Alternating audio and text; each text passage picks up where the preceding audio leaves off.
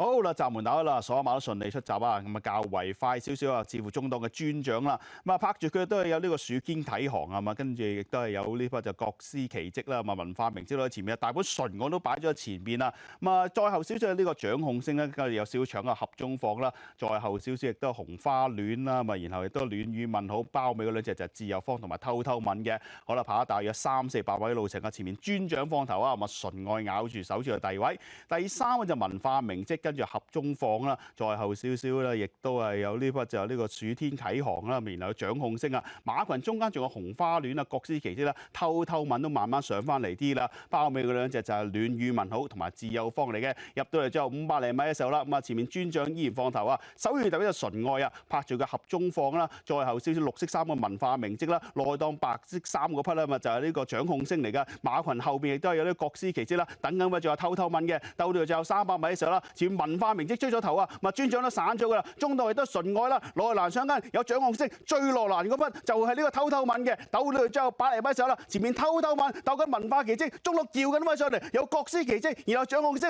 接近咗啲文化明蹟贏馬啦，跑第二名國師奇蹟啊，偷偷吻第三、第四唔睇你係掌控星啊！哇！